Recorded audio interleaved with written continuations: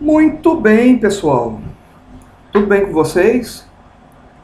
Bom, pessoal, então, como prometido, vamos então à aula de microalgas, algas subaéreas, né, principalmente do nosso interesse, as algas parasitas de plantas, né, que eu vou comentar aspectos referentes a essas algas importantes em muitas culturas, né, agronômicas, culturas, espécies florestais, também de grande ocorrência. E eu vou comentar sobre a etiologia, né, dessas algas, a sintomatologia, comentar um pouco sobre, para a diagnose, a sintomatologia ajuda, né, na diagnose, mas também a questão do isolamento desses micro-organismos. É muito difícil o isolamento. Por último, um pouco sobre a epidemiologia e algumas medidas de controle, né, para despertar o interesse do pessoal. Então, é uma aula de microalgas voltada mais para esse público dos cursos de ciências agrárias. Tá?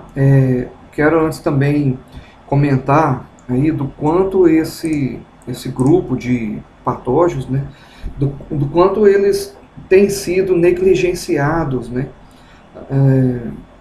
por parte de poucas pesquisas, né. Tem um capítulo sobre outros agentes causais de doenças de plantas, no Agros, por exemplo.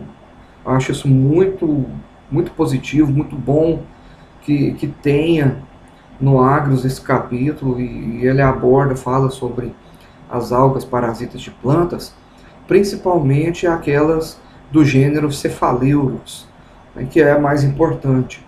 Eu não vou entrar em detalhe em diferenciações entre espécies do gênero Cephaleuros, principalmente aquela diferenciação clássica que ocorre entre Cephaleuros virescens e Cephaleuros parasíticos. Num outro momento a gente pode aprofundar mais, tá? Mas para o pessoal de microbiologia, dos cursos de agronomia e engenharia florestal,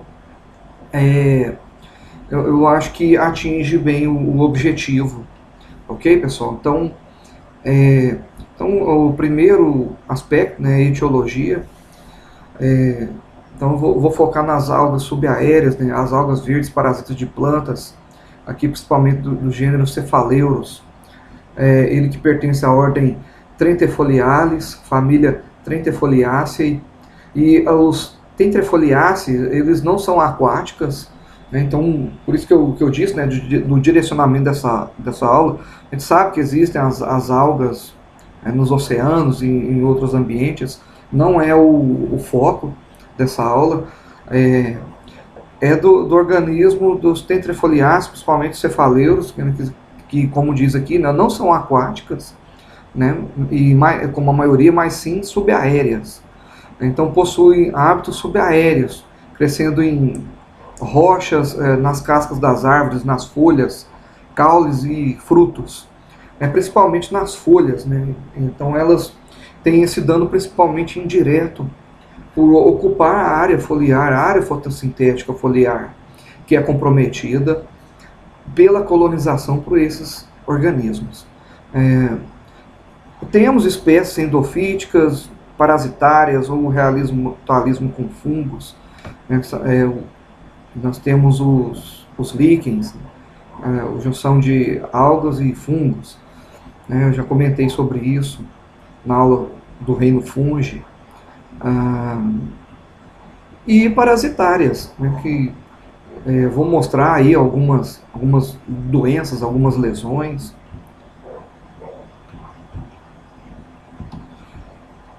Então, pessoal, é comum, né, pessoal, vocês já devem ter visto essas lesões com aspecto de feltro. São as lesões de cor laranja. Depende, né, da época do ano. Na época mais seca elas ficam cinzas, acinzentadas, e numa época de uma dispersão maior, uma época mais úmida, elas adquirem esse aspecto de filtro bem mais proeminente, ficam mais amarronzadas, mais alaranjadas, e é como se fosse um feltro, né, um veludo.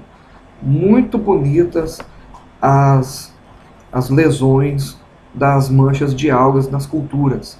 Essa aqui é abacate e esse aqui é manga. Então, ela ocupa toda a superfície foliar, não há um padrão. Esse aqui é um esporângio de cefaleiros, utilizado nas caracterizações, nas diagnoses. É importante você se apoiar não só na sintomatologia, né, nos sintomas que são muito característicos, que são muito fáceis de serem observados, mas também nas características micromorfológicas do organismo, da alga, representada pelas suas esporângios, né, e outras estruturas que eu não vou entrar em detalhe.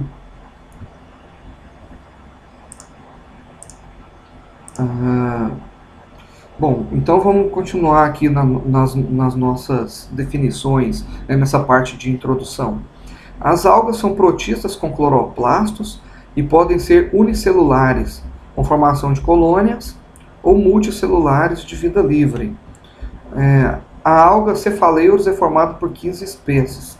Então, dessas 15 espécies, existem pelo menos 5 espécies muito pesquisadas, mais pesquisadas dentre essas 15, e que já foram relatadas colonizando algumas plantas de importância econômica.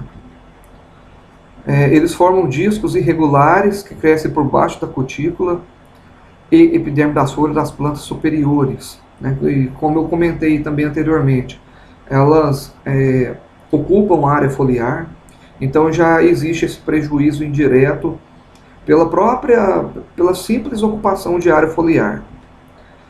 Causa manchas foliares e em caules de mais de 200 espécies de plantas. Então sempre tem uma nova espécie de planta relatada, desde plantas de importância econômica, plantas cultivadas, quanto plantas nativas, plantas de reservas nativas. Também tem esses relatos.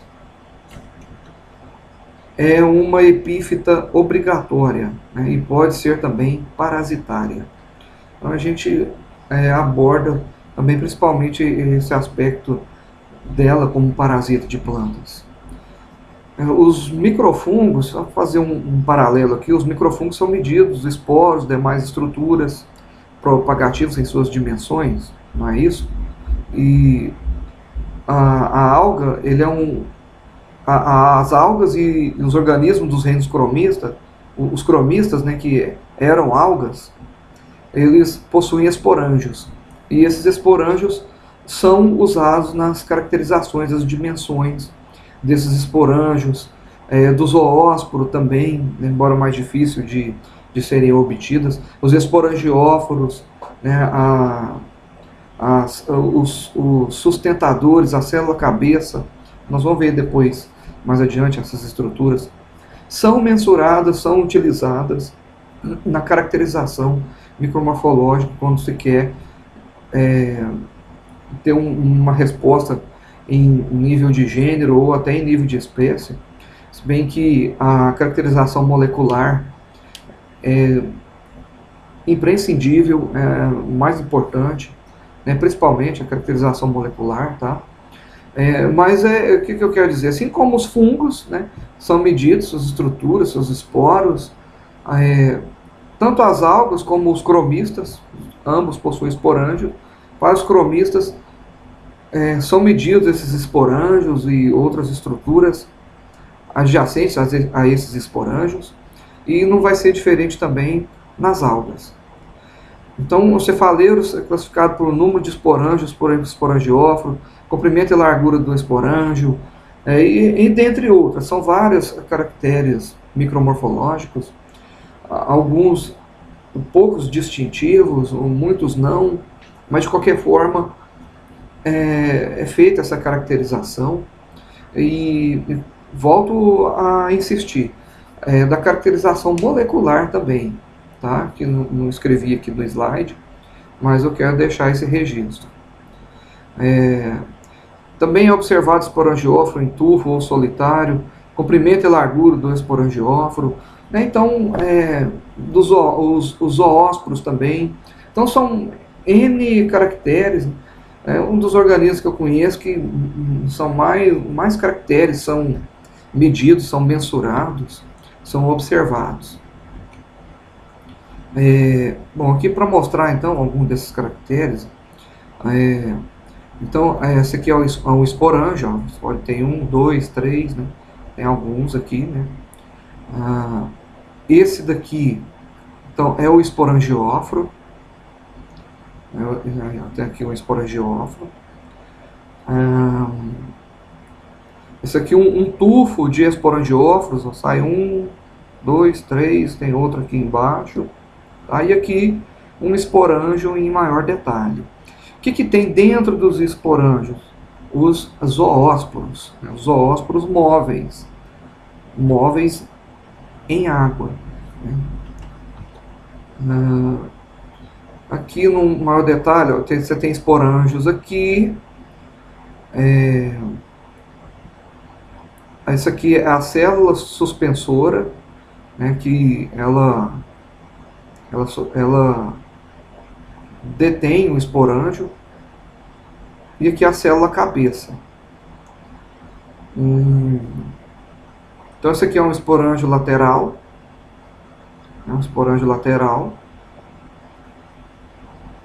A célula cabeça. Então aqui é a célula suspensora. E aqui os esporângios. Aqui, no caso, esse esporangióforo tem 1, 2, 3 esporângios.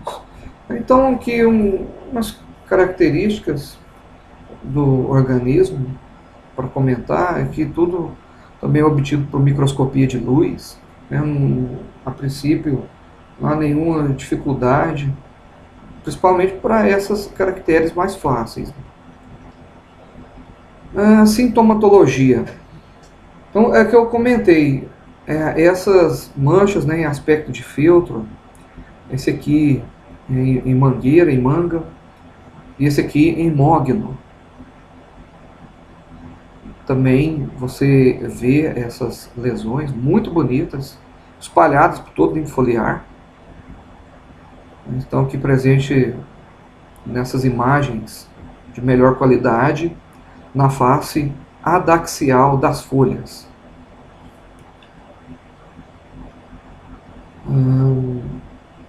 Aqui no mogno, então as lesões são de coloração verde-oliva.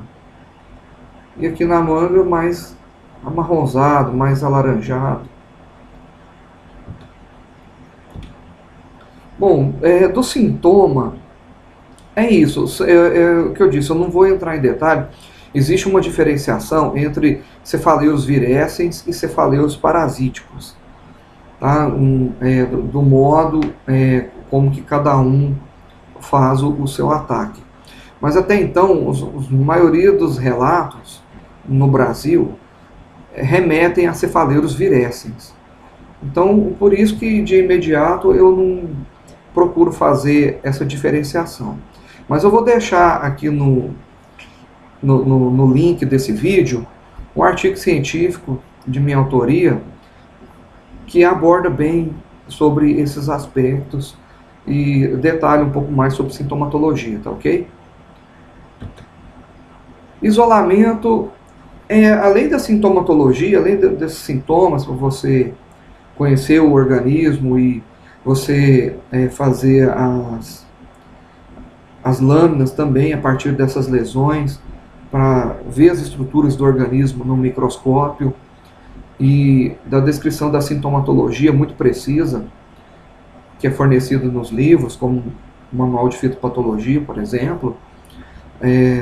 Você pode também fazer a morfologia, caracterização micromorfológica, se apoiar na sintomatologia descrita em vários livros, a caracterização molecular e, por último, e que é muito difícil, acho que é o mais difícil desses todos, é o isolamento. Obter as colônias. Então é muito difícil. Você pode ver aqui isolamento dela em meio líquido, que é o crescimento de colônias da alga em meio sólido, a partir de uma lesão, a partir da folha.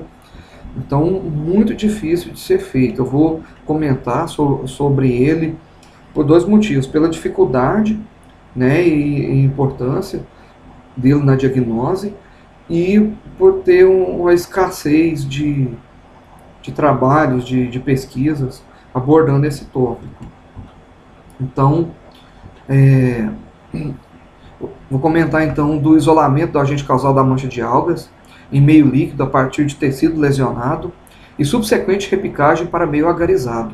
Então, foi observado em pesquisas nossas, inclusive, que da dificuldade ou da não possibilidade de isolamento do micro-organismo no meio de cultura sólido. Então, nós temos esse seguinte protocolo aqui. A partir de fragmentos de tecido vegetal, você tem as lesões. Essas lesões são então encaminhadas para meio líquido. Então, tem aqui alguns meios que foram avaliados. Esse aqui é o meio básico de Bold, o MBB. Um meio que ele possui extrato da folha do hospedeiro. Tá certo? Eu vou deixar também embaixo, no link, um outro artigo científico desses isolamentos aqui. Aí ele traz uma descrição mais aprofundada dos componentes desses meios. Não são meios simples, tá, de serem produzidos, são meios raros, muito raramente utilizados em pesquisa. Então isso que torna esse tipo de pesquisa assim, inédito e pouco usual. Então, foi utilizado o MBB, meio básico de Bold, que é utilizado não só para as algas subaéreas, mas todas as algas, tá? É utilizado até algas que não têm importância na agricultura, outros tipos de algas, é utilizado, é geral para algas, o MBB. Um meio utilizando extrato da folha de hospedeiro, o meio Bristol e o meio Treboxia. Então, é colocado o frasco com meio líquido em agitadora, fica em agitação.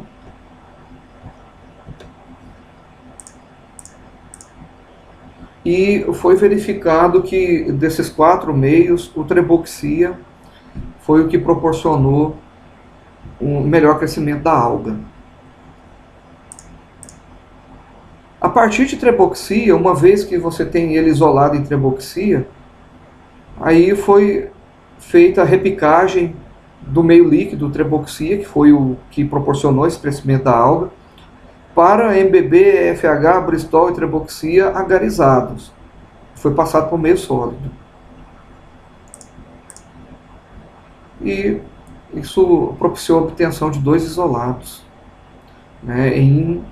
Então aí você tem ele, você tem a colônia, as colônias dentro do organismo, para prosseguir com trabalhos de biologia molecular, demais caracterizações in vitro.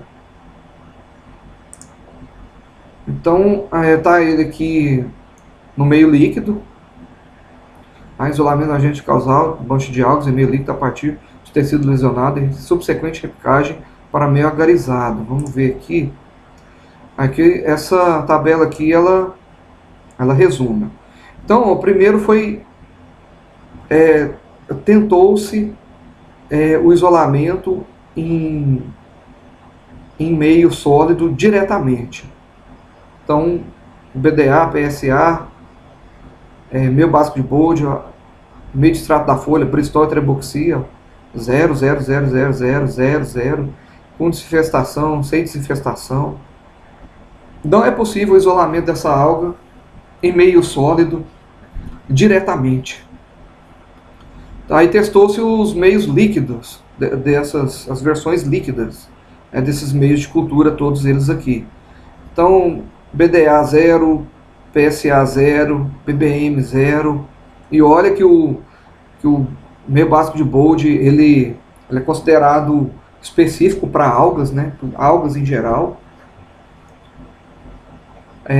Meio utilizando o extrato da folha do hospedeiro, nem ele também possibilitou, meio Bristol também não, e o Treboxia possibilitou um certo crescimento da alga, né? Principalmente quando os fragmentos são desinfestados, mais do que quando não desinfestados. Bom, o porquê disso está explicado no artigo científico, depois você leia, muito bom artigo. Considero um dos melhores artigos da minha carreira. E então aqui, a partir do que foi isolado no meio líquido, repicou-se, né, os fragmentos do micro-organismo para placas contendo o meio sólido. E BDA PSA 0, mas aí já para MBB, HLE, Bristol e Treboxia, todos eles tiveram então um bom crescimento, né, de colônias da alga executando uma colonização superficial muito satisfatória, né, como pode ser visto aí nos resultados, 70%, 80% dessas placas de Petri utilizadas. Então, uma vez ele obtido no meio líquido, ele cresce nos meios sólidos, né, do próprio Treboxia, né, isso aí já era esperado, e os outros três.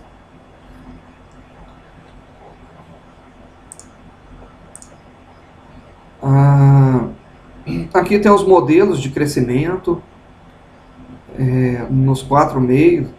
Então depois foi feito esse estudo avaliando o crescimento dele em meio sólido, depois de isolado.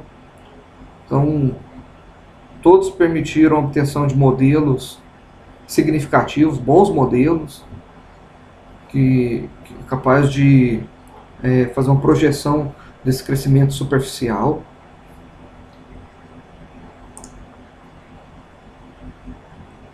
Bom, aí para por aí, né? O que seria um próximo passo numa pesquisa dessa natureza? É necessário também avaliar a ocorrência e a colonização superficial desse micro-organismo no campo, né, foliar, ao longo do ano, vendo diferentes estações do ano, como é que é o comportamento.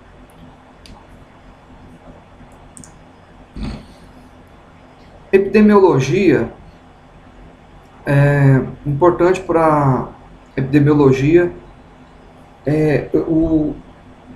as condições, né, que propiciam uma maior ocorrência, um melhor desenvolvimento da doença e até de epidemias de cefaleiros, né, em determinadas culturas. Então, o que tenho observado é que também, principalmente aqui no Brasil, o cefaleiros ele é muito sazonal. Ele aparece um ano, aí ele desaparece e fica 5 anos sem aparecer. Aí ele aparece de novo. Aí ele fica 1 ano, 2 anos, aí ele desaparece, fica 1 ano desaparecido, volta a aparecer. Então ele é muito sazonal. Então, é claro, é conhecido que cefaleiros têm ampla distribuição no mundo, mas principalmente ele precisa de chuvas e irrigação frequentes. Muita água, muita mudança de água para poder permitir então um espalhamento de seus zoósporos. Temperaturas altas, afloramento do lençol freático, deficiência na drenagem do solo, então locais de solo com pouca drenagem, as plantas com deficiência na nutrição, baixa aeração do solo naquele ambiente, naquele microclima, naquele microambiente, o ar estagnado, pensar, pessoal, em culturas perenes, por exemplo, no mogno, florestais também, o reflorestamento de mogno, onde tem um ar estagnado ali, um microclima, tem muita chuva, muita água, a temperatura mais acima, o solo tem pouca drenagem. Se você vê as árvores com a deficiência na nutrição, você vê as árvores de mogno assim, baixa aeração nas copas das árvores, proporcionando então um ar estagnado, um sombreamento excessivo. Eu já vi esse quadro em culturas florestais. E é exatamente dessa forma como que é descrito aí. Então, tudo isso aí vai propiciar a dispersão dos zoósporos. Então, você vai ver muitas lesões, há uma explosão da população de cefaleiros. Tem muitas lesões nas folhas, tá? Toma conta da copa da árvore, muitas folhas com aqueles sintomas.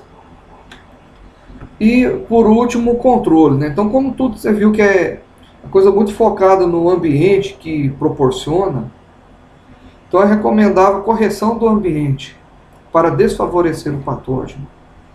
Então, se diminui aquela superpopulação de plantas, aquele adensamento,